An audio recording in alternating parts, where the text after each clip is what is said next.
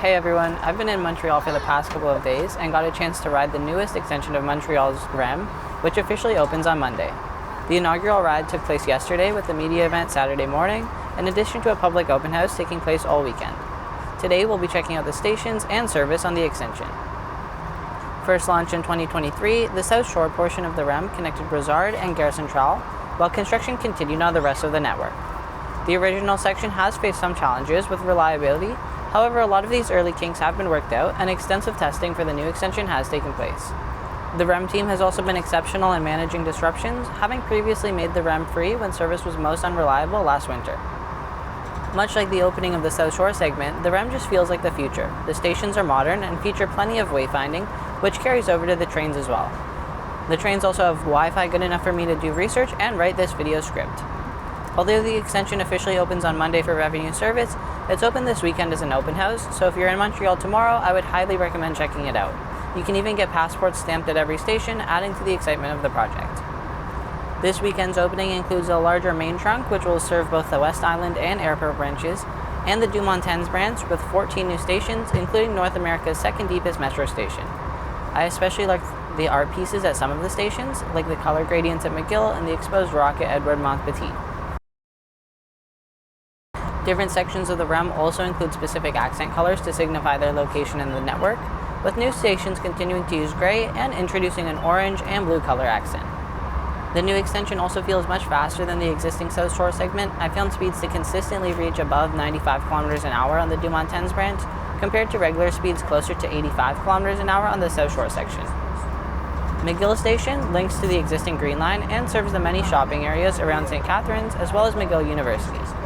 Notably, the addition of both McGill and Edward Montpetit Station create better central links to the Green and Blue Line, and also the Orange Line to some extent.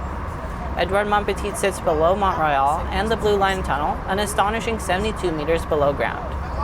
5 high-speed, high-capacity elevators bring riders from street level to a concourse in about 15 seconds. Meeting this depth has no real effect on the platform-to-street travel time. After exiting the Montreal Tunnel, the REM travels in a trench for 2 stations at Kenora and Vilda Montreal. One of my favorite stations on the REM and new Canadian transit stations in general is Vilda Montreal. For its design, you simply just cannot beat the wood and color accents compared to many glass box stations being built. Cote de Liesse creates a new terminus for the Masouche EXO line that shares a platform with the REM. I'm somewhat disappointed in the layout of the station, with only 2 connections between the 2 platforms.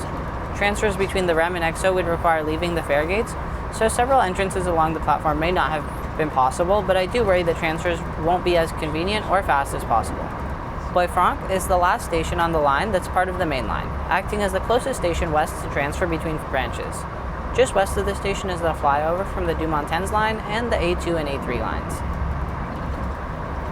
After splitting off of the main line, the Deux-Montagnes line, or A4, has 2 more stations in Montreal, at Sunnybrook and Pierrefonds-Roxborough. Like it or not, one of the REM's strengths as a regional metro is its ease of use compared to driving into the city. So stations have been designed with large parking lots for riders to use instead of driving downtown. Of course, riders can still connect to these stations by walking, cycling, or using buses, but the large surface parking lots can't be ignored. Despite now being nearly 25 kilometers away from Gare Centrale, the line is still bordered by fairly dense housing thanks to Montreal's housing styles and some newer medium-density buildings as well. Finally, at Deux-Montagnes, the new bus terminal is a pretty significant upgrade compared to the temporary terminal in use a couple years ago, and the station itself is fairly standard for the REM network, with side platforms and platform screen doors.